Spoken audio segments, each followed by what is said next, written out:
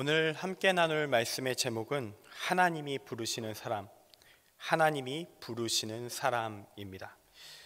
오늘 말씀 매우 유명한 말씀이죠. 이제 교회의 공식적인 이방인 선교의 시발점이 되었던 사건, 로마의 군인 백부장 고넬료가 사도 베드로에게 세례를 받고 공식적으로 기독교인이 되는 그 과정의 첫 시작점, 하나님이 고넬료를 부르시는 장면이 되겠습니다.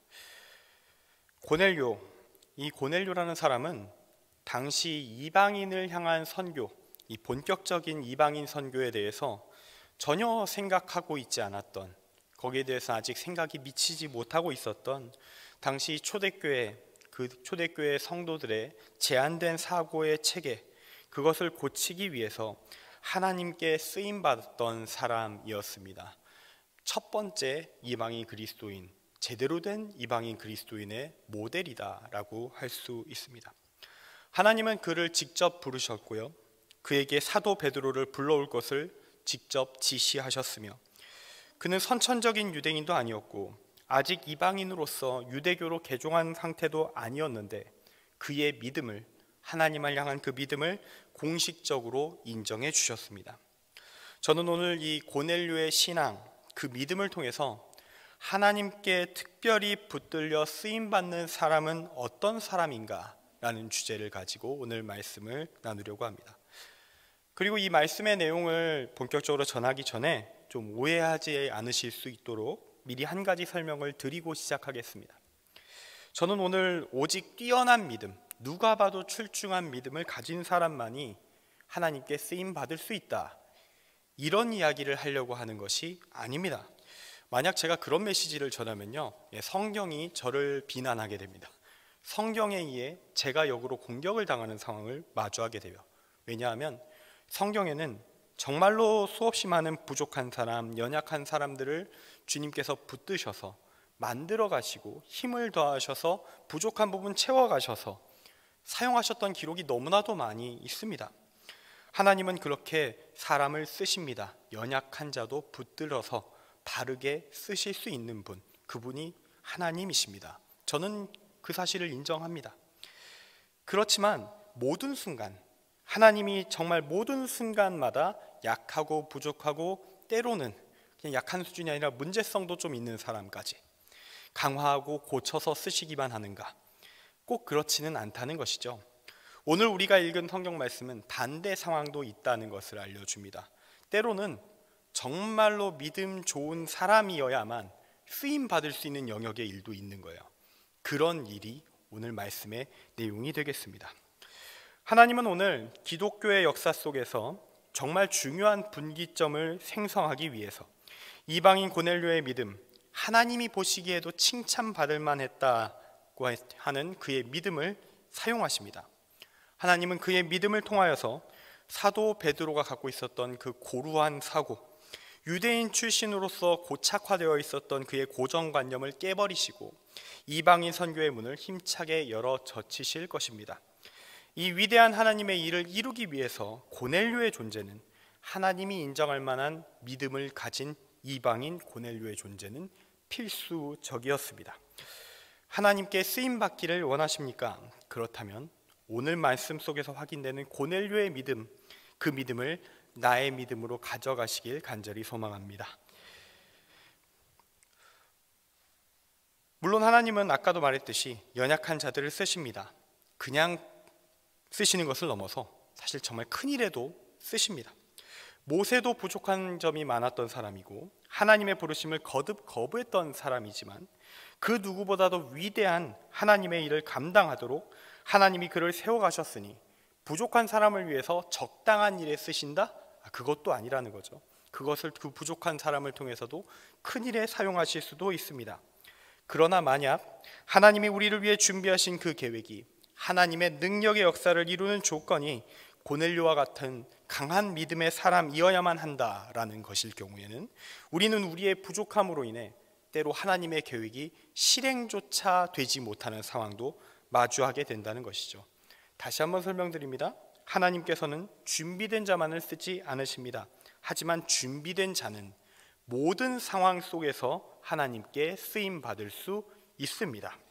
우리 모두 오늘 말씀 속에 고넬료의 믿음을 살피면서 나의 믿음을 돌아보며 새롭게 주님 앞에 바로 세워나가는 은혜의 시간 되기를 간절히 소망합니다. 첫째로, 하나님이 부르시는 사람은 어떤 사람인가? 경건한 사람입니다.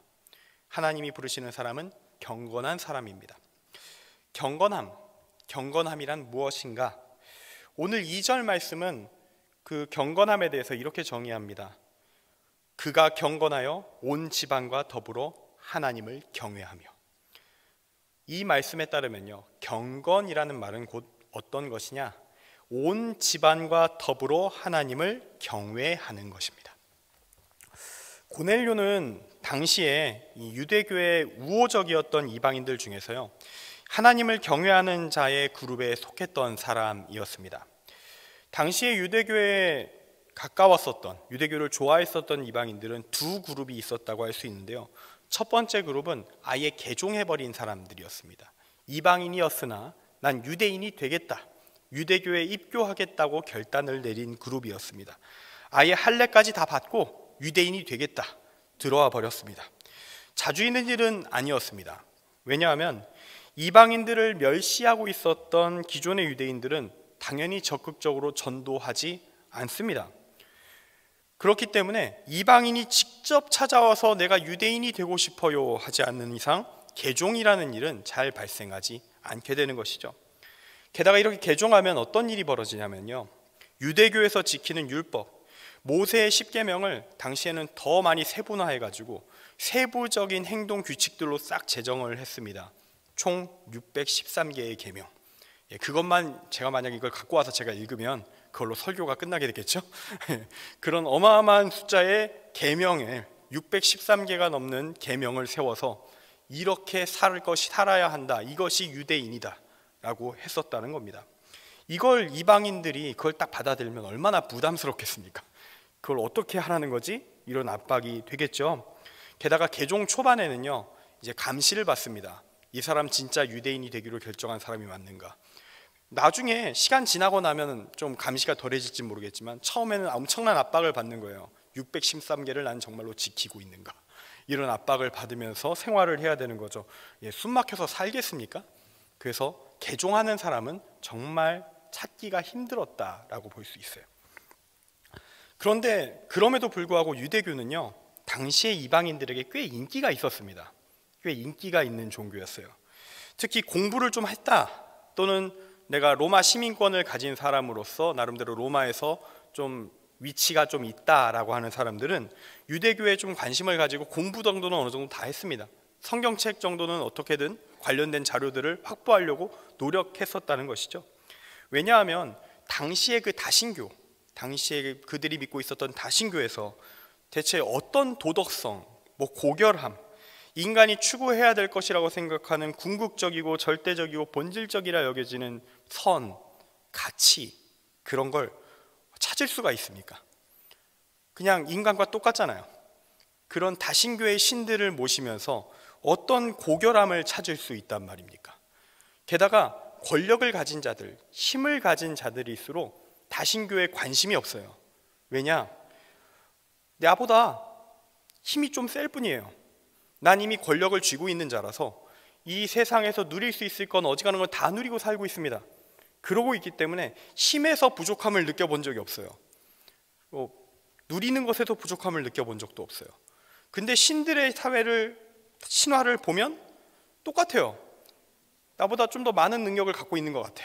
딱 그 이상도 그 이하도 아니야. 그러면 별 관심이 없어지는 거죠.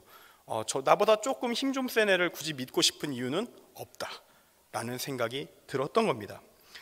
그래서 이 사람들은 이 전지전능한 하나님이라는 존재, 엄격한 도덕성을 요구하면서 각종 계율과 율법을 지키는 유대교가 신비해 보였고 참 대단해 보이기도 했고 해서 매력적으로 생각했습니다. 확실하게 우리 인간과 격이 다른 존재를 믿는구나, 이렇게 생각을 했죠. 하지만 아까도 말씀드렸다시피 개종에는 상당히 높은 장벽이 있었기 때문에 개종까지는 좀 생각을 안 했습니다. 그래서 유대교에 관심을 가지고 공부하고 나름대로 유대교 쪽을 배우려고 했었던 사람, 따르려고 했었던, 하나님을 따르려고 했었던 그들을 향하여 어떤 이름이 붙게 되냐면 하나님을 경외하는 자들이다라는 타이틀이 그들에게 주어지게 됩니다. 이 사람들은 613개의 계명을 지키진 않았어요. 할례도 안 받았습니다. 다만 당시의 랍비들이 일명 노아의 7계명이라 부르던 것이 있었습니다. 그걸 지켰어요. 그 노아의 7계명이 무엇이냐면요, 첫째, 우상 숭배를 하지 말 것. 둘째, 하나님에 대한 신성 모독을 하지 말 것. 셋째, 살인하지 말 것. 넷째, 음행하지 말 것. 다섯째, 절도 또는 약탈하지 말 것. 여섯째, 통치자에 대해 반역하지 말 것. 일곱째, 살코기를 그 피와 함께 사용하지 말 것. 10계명하고 다른 율법들 좀 섞어놓고 이방인이라는 특성을 고려해서 이제 여섯째가 들어가는 거죠. 통치자에 대해 반역하지 말 것. 이런 형태로 해서 7개의 세팅 값이 잡혀서 7개만 지키면 그래도 하나님을 경외하는 자들의 그룹에 들었다고 하여서 이 사람들이 제사는 못 지내요. 제사는 못 드리지만 회당 예배에는 참석할 수 있었다고 알려져 있습니다. 고넬료가 바로 이 두 번째 그룹에 소속되어 있었던 사람이었던 겁니다. 아마도 그는 로마 제국의 군인 신분이다 보니까 이 두 번째 그룹에 머물러 있기로 그냥 결정했었던 것 같아요. 그는 만약 완전히 자신이 개종하게 되면요, 로마 제국의 군인으로는 있을 수 없을 것이다 라고 생각했을 겁니다. 제국의 군인이라 하면 일단 황제 숭배가 기본이죠. 황제 숭배를 스스로도 해야 되고요, 또한 황제의 숭배를 남들에게 지시해야 되고요, 감독해야 되고요, 못할 경우에는 처벌도 해야 되는 존재가 로마 제국의 군인입니다. 그런데 유대교로 완전히 넘어가 버리면 이걸 못해요. 이제 로마 제국의 군인으로 실격입니다. 할 수 있는 것이 아닙니다. 뭔가 마음속에 진지한 사람이라면 마음속에 걸리는 게 있어서 못하게 되어 있어요.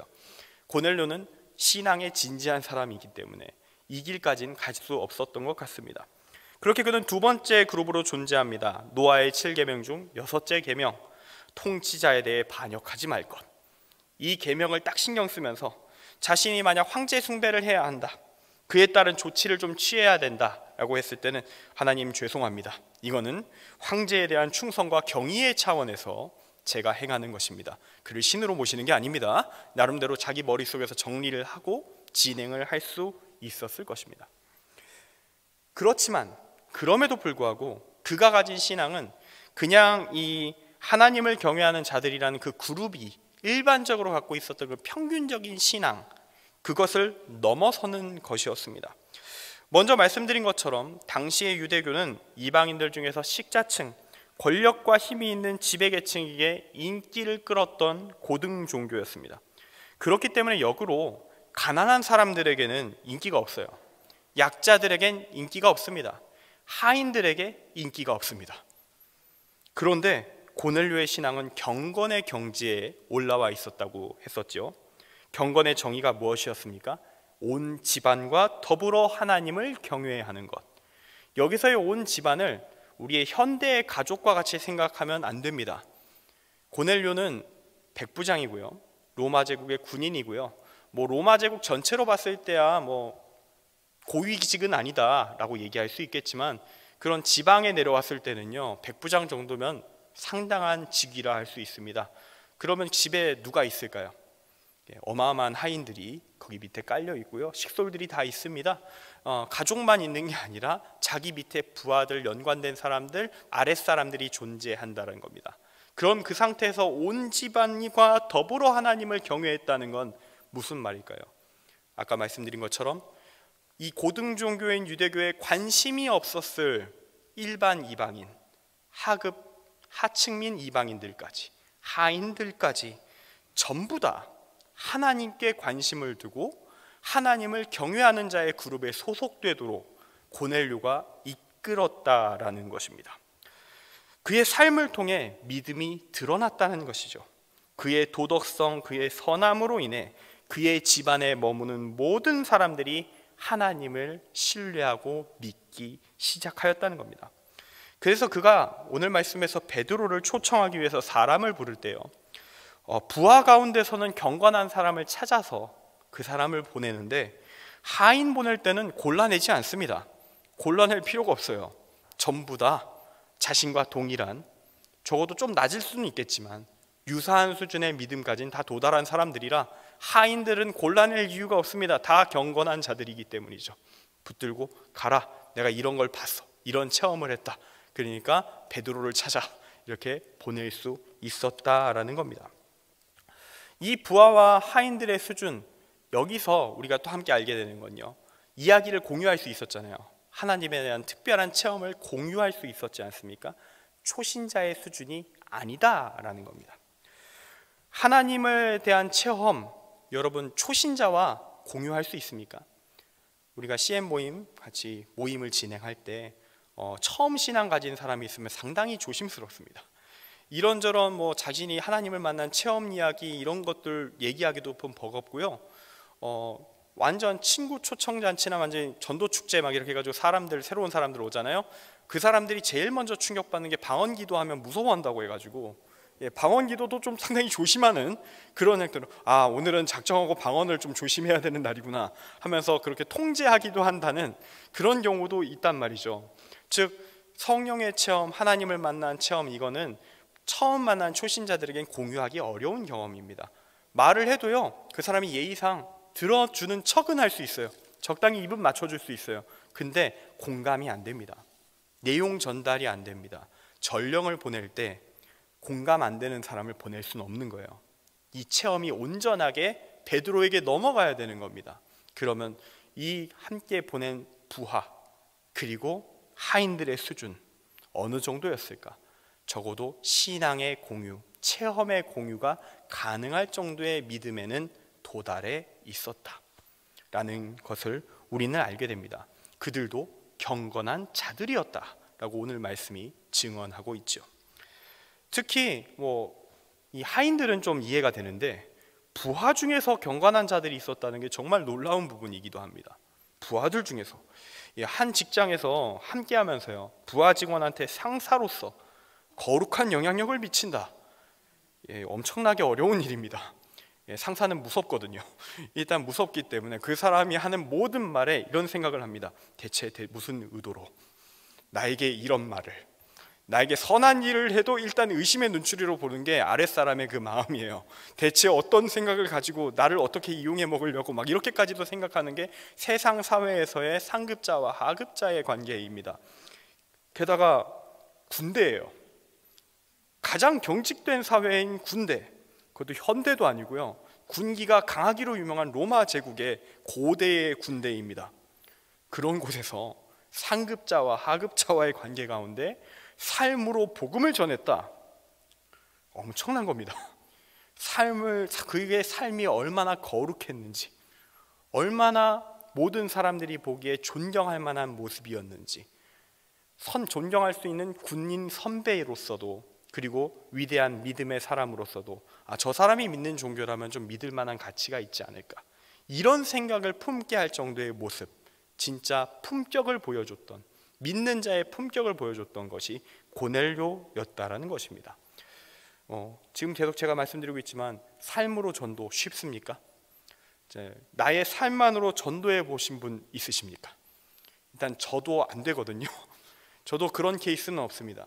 제가 논리적 설득으로 상대방을 설복시켜 본 적은 있거든요. 전력으로 설득해가지고 막 하나님에 대해서 불신하고 믿지 않는다고 해가지고 이런저런 질문 던져오는 걸 다 하나하나 반박하면서 설득하는 작업을 해서 교회로 끌고 온 경험까지는 있어요. 근데 그건 감화가 아니잖아요. 이게 거의 상대방을 항복시킨 거지, 강제로. 이제 논리로 굴복시켜서 강제로 끌고 오는 작업이었는데 그건 감화가 아닙니다. 근데 고넬료는 그런 설득이 아니라 진정으로 감화시켜서 믿음의 영역으로 이끌어냈다라는 거예요. 엄청난 사람이죠. 이러한 믿음 갖출 수 있을까요, 우리가? 절대 쉬운 것은 아니라 할 수 있겠습니다. 근데 고넬료의 믿음이 성경에 기록되어 있고 하나님이 칭찬하셨고 이 사람을 통해 하나님의 일을 이룩해 가시지 않습니까? 그렇다는 건 우리는 그 사람 참 잘난 사람이었구나 라고 생각하고 넘어가서는 안 되고요. 고넬료가 설마 예수님만 했을까? 근데 우리는 예수님을 쫓아가야 되는 사람들이잖아요. 그럼 고넬료는 쫓아갈 수 있어야 되지 않겠습니까? 고넬료와 같은 믿음. 나와 격이 다르구나 웃고 넘어가선 안 될 것입니다. 왜냐하면 하나님은 이 믿음의 사람 고넬료를 통해 그의 위대한 믿음을 가지고 기독교의 역사를 바꾸는 분기점에 쓰셨기 때문입니다. 우리가 하나님께 정말로 쓰임받기를 원한다면, 하나님의 역사에 동참하기를 원한다면, 하나님의 나라를 세우는 일에 함께하기를 소망한다면 고넬료는 안 될 수도 있습니다. 적어도 근데 그의 믿음을 쫓아가려는 그 의지만큼은 우리가 꺼트려서는 안 될 것입니다. 우리는 바라지 않습니까? 나만이 아니라 또한 바라고 있지 않습니까? 자녀가, 손자, 손녀가, 우리 집안이, 우리 가문이 믿음의 가문으로 성장해서 하나님께 쓰임받기를 바라고 있지 않습니까? 기도하실 때 주님, 저도 부족하지만 우리 가족, 함께하고 있는 이웃들, 우리 교회 성도들 부족함 참 많습니다만, 주님, 고넬료의 믿음을 주십시오. 우리가 그렇게 기도해야 할 것입니다. 그때 우리가, 우리 집이, 우리 가족이 하나님께 쓰임받는 자녀들, 쓰임받는 자손들로 주님 안에서 자라날 줄 믿습니다. 둘째로, 하나님이 부르시는 사람은 어떤 사람인가? 기도하는 자입니다. 하나님이 부르시는 사람은 기도하는 사람입니다. 오늘 말씀에서 고넬료는 하나님께 항상 기도하는 사람이었다라고 기록되어 있습니다. 그는 마치 유대인들과 똑같이, 사실 여기까지는 안 해도 될 것 같은데, 사실 아직 하나님을 경외하는 자 정도 레벨이기 때문에 안 해도 돼요. 하지만 그는 이랬던 것 같습니다. 내가 유대교에 입교는 안 했지만 내가 할 수 있는 건 다 하리라. 그 마음을 품었던 것 같습니다.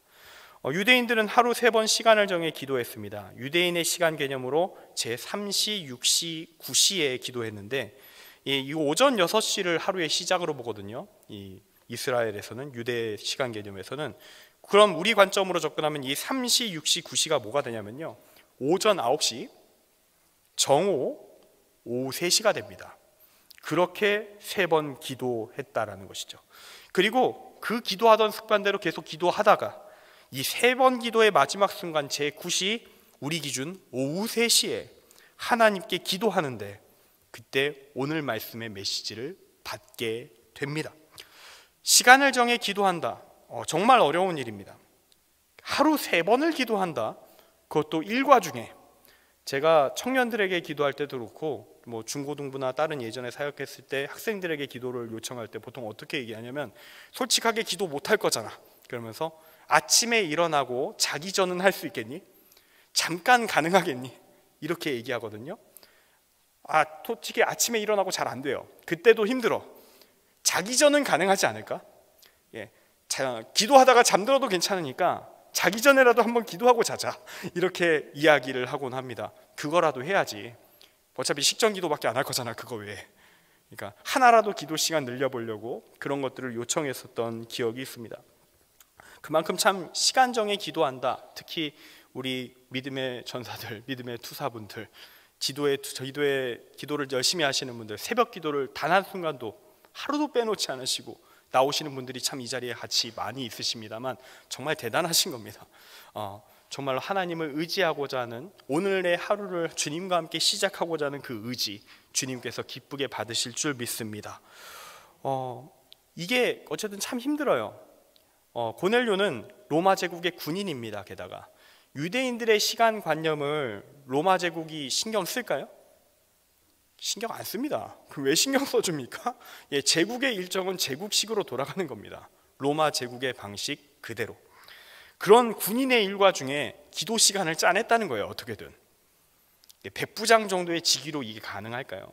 위에 천부장님 계십니다. 군단장님 계십니다. 위험합니다. 진급을 포기해야 될 수 있어요. 그런데 그는 시간을 짜냅니다. 아마도 그가 그렇게 했음에도 불구하고 일과의 삶에 그 어떤 문제도 없었고 오히려 성과가 깔끔하게 나오고 있었기 때문에 그에 대한 지적이 없지 않았을까. 그리스도인은 새벽을 깨우는 사람, 하나님의 일을 감당하려고 할 때 우리는 사실 더 많은 노력을 감당해야 됩니다. 왜냐? 세상이 공격해 들어오거든요. 그때 더욱더 완전 무결한 모습을 보여주지 않으면 우리의 삶으로 인해 하나님이 욕되게 되는 상황을 역으로 또 마주하게 됩니다. 우리는 두 가지를 같이 병행할 때 조금 더 힘들겠지만 그렇게 도전하는 가운데서 하나님의 도우심을 기대하며 더 최선을 다해 세상 속에서도 이겨내야 하는 것이죠. 그렇게 그는 오후 3시, 아마도 일과 시간이었을 그때 하나님의 메시지를 받습니다. 기도하다가 여기서 하나님은 베드로를 불러오라는 그 지시를 내려주시기 전에 이렇게 말씀하십니다. 내 기도와 구제가 하나님 앞에 상달되어 기억하신 바가 되었으니, 상달되어 기억하신 바가 되었다. 이 말은 이 고넬료가 삶 속에서 기도했던 것과 구제했던 것을 하나님께서 어느 정도로 받으셨다? 제사를 드린 것과 동일하게 받으셨다라는 것입니다. 고넬료는 아까 말씀드렸듯이 개종자 그룹에 소속되지도 않았기 때문에 제사를 못 드립니다. 회당 예배는 드릴 수 있지만 말이죠. 그러나 그가 삶 속에서 쌓아왔었던 그 기도, 그가 자신의 한계 속에서 최선을 다해 올리고 있었던 하나님을 향한 그 헌신의 의지를 하나님은 제사처럼, 예배처럼 받으셨다고 이야기하는 것입니다. 우리는 정해진 시간 드리는 예배하고 매일 올리는 기도의 격을 좀 달리 보는 경향성이 있습니다. 보통은 예배가 당연히 우위에 있다고 생각을 합니다. 그러나 사실은 예배와 기도는 서로의 격을 논할 수 있는 대상은 아니라고도 할 수 있습니다. 예배가 공동체와 함께 그 안에서 함께 하나님께 나아가는 것이라면 기도는 주님과 개인적인 관계성을 더 깊게 쌓는 시간입니다. 예배가 하나님과 함께 공동체 안에서 함께 즐기는 축제라면 기도는 하나님과 1대1로 함께하는 데이트입니다. 이 둘이 어떻게 우열 관계에 들어갈 수 있을까요? 그냥 둘은 다른 것입니다. 둘 다 우리의 신앙을 성장시키는 것이고 하나님과의 관계를 진전시키는 소중한 통로입니다. 둘 다 제대로 지켜내야 되는 은혜의 자리라 할 수 있습니다. 사실 홀로 올리는 기도가 예배보다 조금 더 내려가는, 좀 격이 낮다고 느껴지는 이유는요, 집중하기가 어렵고 경건성을 갖추기가 훨씬 어렵기 때문이기도 합니다. 새벽에 눈 감고 새벽 기도회 자리에 나와서 그래도 형태와 형식을 갖춘, 예배의 형식을 갖춘 이 기도회 자리에 나왔음에도 불구하고 어느 순간 기도하다 보면 정신을 잃는 나를 발견합니다. 수없이 많은 잡념이 나를 치고 들어오고요. 그렇지만 공동체와 함께 예배의 순서를 쭉 진행하고 있으면 그 순서 그리고 공간이 작용하는 부분, 담기는 내용들을 통해서 하나님께 집중하기가 훨씬 좋습니다. 그렇게 우리는 예배를 통해 하나님께 더 쉽게 나아갑니다. 그런데 고넬료의 기도는 기도였음에도 불구하고 제사와 같았다라고 하고 있습니다. 흐트러지는 순간이 발생하곤 했던 우리의 기도와 고넬료의 기도가 같았을까? 좀 달랐던 것 아닐까 싶습니다. 당시 정말로 철두철미한 율법의 규정과 원칙을 지키며 올려졌던 그 제사와 동격이라 불릴 정도로 오직 하나님만 바라보는 하나님께 집중된 기도가 고넬료의 기도였다라고 할 수 있습니다. 주님께 시선이 완전히 맞춰진 기도, 그 기도를 고넬료는 올렸던 것입니다. 매 순간 쉬지 않고. 그것을 하나님은 인정해 주십니다. 너의 기도, 매 순간 쉬지 않고 올렸던 너의 삶 자체가 되었으며 너의 인생 전체가 담긴 그 기도를 내가 예배로 받았다고. 그리고 그 예배를 받았기에 내가 너를 쓰겠다라고 말씀하십니다. 베드로를 불러오라 라고 말씀하십니다. 그렇게 고넬료를 통해 하나님의 역사를 일으켜 가십니다. 이 고넬료의 기도가 우리의 기도가 되기까지 기도를 멈추지 않는 우리 모두가 되기를 간절히 소망합니다. 오늘날 우리를 둘러싼 현실이 어떻게 압박을 하고 있든지 주님께 기도하면서 주님을 의지하는 삶을 포기하지 않기를 바랍니다. 그리고 나 자신을 위해 기도하는 것을 넘어서 중보기도, 특별히 다음 세대를 위해서 기도해 주시길 바랍니다. 특히 내일은 수능 시험이 있습니다. 오늘과 내일 이를 위해서 더욱더 기도해 주시길 바라고 입시가 끝날 때까지 기도를 함께 해 주시길 부탁드립니다. 다음 세대를 위해 우리가 꼭 기도해야 되는 이유가 있다면 그들이 믿음을 가지고 살아가야 될 삶의 현장이 점점 더 가혹해지고 있기 때문입니다. 코로나 시대를 이제 살아가게 되면서 저는 과거에 이런 제보들을 들은 적이 있습니다. 초등학교, 중학교, 고등학교에서요, 학생들이 이제 식전 기도마저도 하기가 어렵다라고 합니다. 왕따를 시키고 괴롭힌대요. 너 아직도 교회 다니냐고, 교회 탈출 지능순인가 모르냐고. 너 머리가 있는 거냐고 이렇게 말하는 아이들이 있다라고 합니다. 이것보다 훨씬 더 거친 말들이 오갈 겁니다. 요즘 아이들의 입이 정말 장난이 아닙니다. 직장 생활하는 청년들도 마찬가지입니다. 상급자에게 공공연한 비아냥과 공격과 시비에 시달렸다라는 제보들이 있습니다. 이게 코로나 초기 2000년, 2020년, 2021년까지 제게 들렸던 이야기입니다.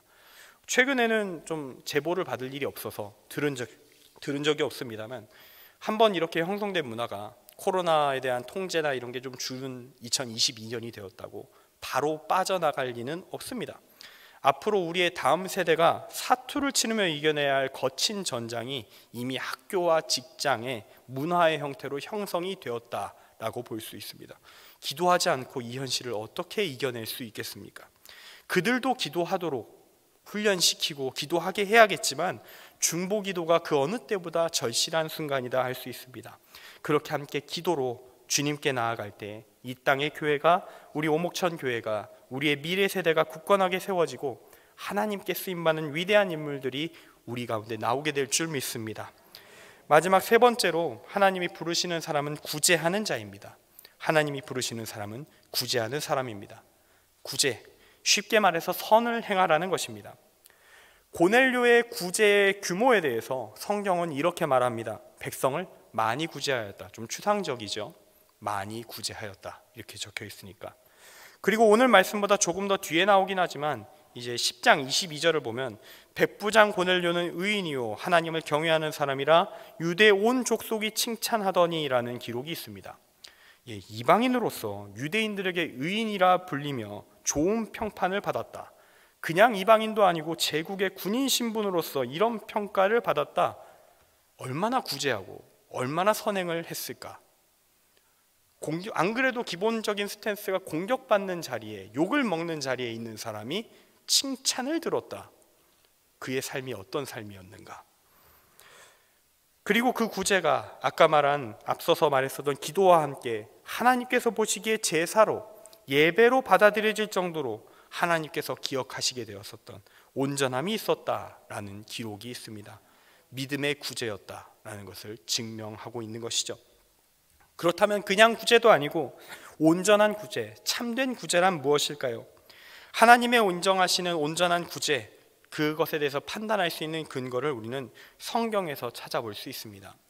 신명기 15장 7절부터 11절에 이렇게 적혀 있는데요. 내 하나님 여호와께서 내게 주신 땅 어느 성읍에서든지 가난한 형제가 너와 함께 거주하거든 그 가난한 형제에게 내 마음을 완악하게 하지 말며 내 손을 움켜쥐지 말고 반드시 내 손을 그에게 펴서 그에게 필요한 대로 쓸 것을 넉넉히 구워주라. 너는 반드시 그에게 줄 것이요 줄 때에는 아끼는 마음을 품지 말 것이니라. 이로 말미암아 내 하나님 여호와께서 내가 하는 모든 일과 내 손이 닿는 모든 일에 내게 복을 주시리라. 땅에는 언제든지 가난한 자가 그치지 아니하겠으므로 내가 내게 명령하여 이르노니 너는 반드시 내 땅 안에 내 형제 중 곤란한 자와 궁핍한 자에게 내 손을 펼지니라. 아멘. 이 구제의 원칙을 따라서 자신이 할 수 있는 한 최선을 다해 가난한 자를 돌본 자, 그가 고넬료였다라고 볼 수 있습니다. 이 구제의 원칙을 따라 예수님께서 이러한 말씀을 한 부자 청년에게 주신 적이 있습니다. 각종 계명 다 완전하게 지켰다 자신 있게 말하는 그에게 예수님이 이렇게 말씀하십니다. 내게 아직도 한 가지 부족한 것이 있으니 가서 내게 있는 것을 다 팔아 가난한 자들에게 주라.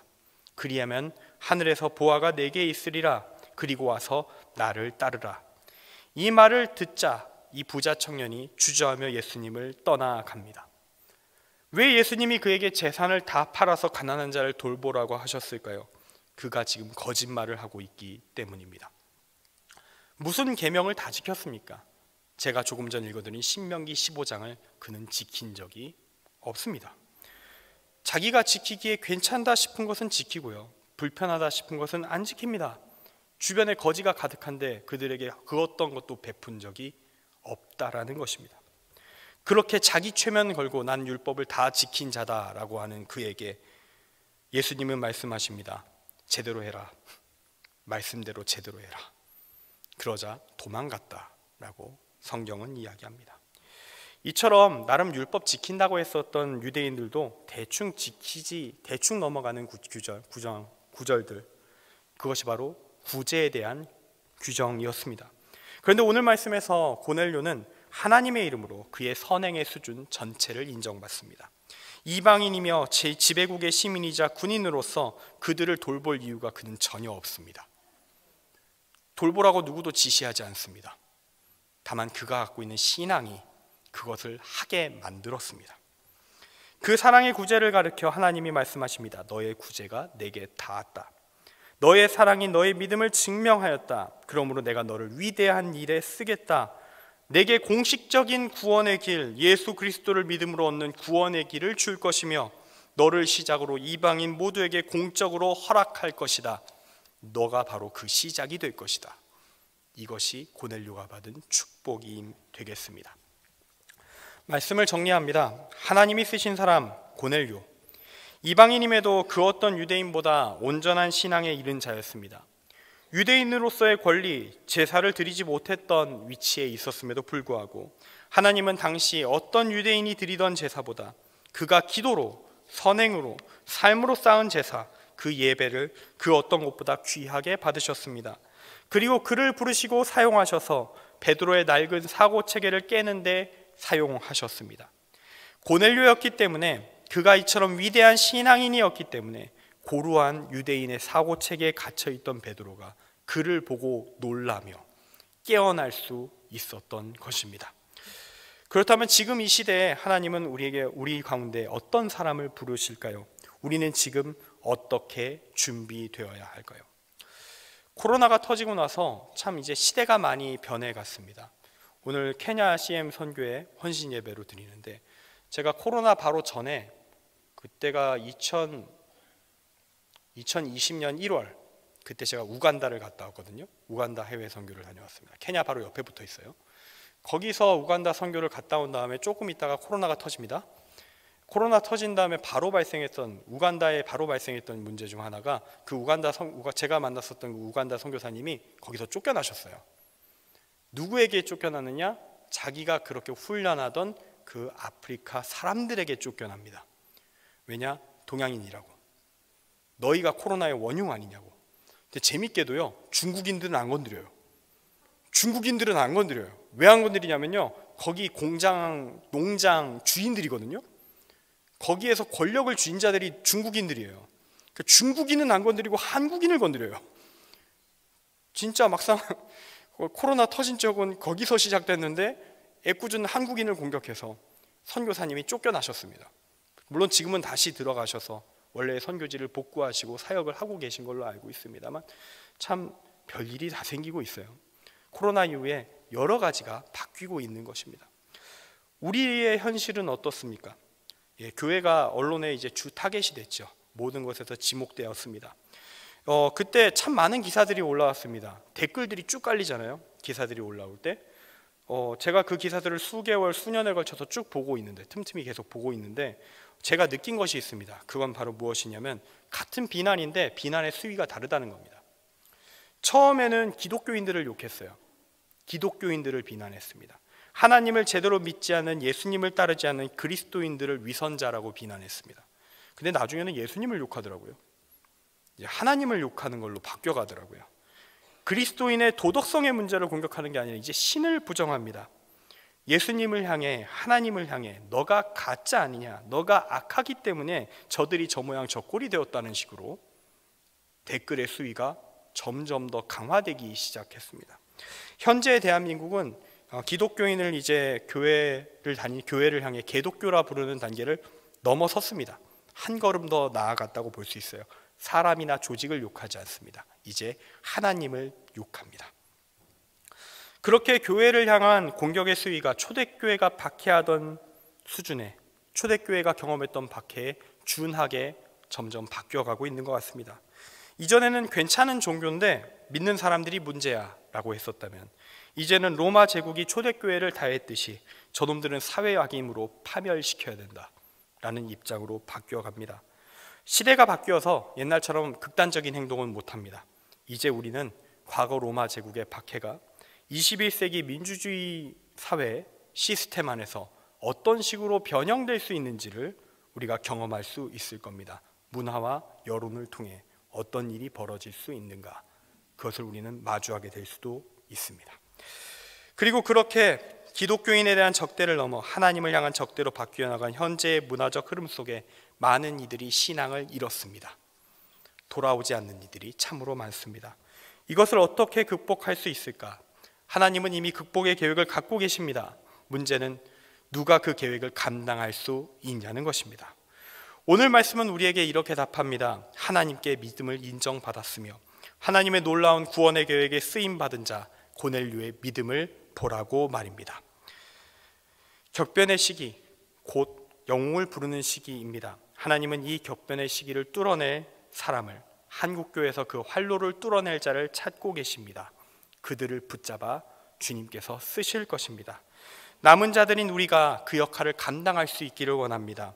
한 명으로는 부족합니다. 혼자서는 쓰러질 수밖에 없습니다. 모두가 함께 이 길을 나아갈 때, 공동체로 나아갈 때, 고난의 시기를 넘어 끝까지 믿음을 지키고 하나님의 복음을 전하는 주님의 사명 감당할 수 있을 것입니다. 우리 모두 그러한 꿈을 꾸며 나아갈 수 있기를 간절히 소망합니다. 기도하겠습니다. 사랑의 하나님 아버지, 감사를 드립니다. 오늘 이 시간 고넬료의 신앙, 그의 믿음을 함께 보며 우리의 신앙을 돌아봅니다. 주님, 이 어지러운 시기, 이제 사람을 비난하는 것을 넘어 하나님을 비난하는 이 땅 가운데서 주님 아버지, 우리가 믿음을 지켜나아갈 수 있는 용기를 주시옵소서. 고넬료의 믿음을 본받게 하셔서 그 굳건한 믿음, 강건한 믿음으로 이 거친 세상을 이겨나갈 수 있게 하시고, 특히 우리 다음 세대를 위해 기도하오니 주님, 주님께서 붙들어 주셔서 그들의 앞길의 문제, 우리가 함께 중보기도로 나아가겠사오니 주여 길을 열어주시고 이들을 사용하셔서 이 나라를 온전한 하나님의 나라로 세워가시옵소서. 감사드리며 주 예수 그리스도의 이름으로 기도합니다. 아멘.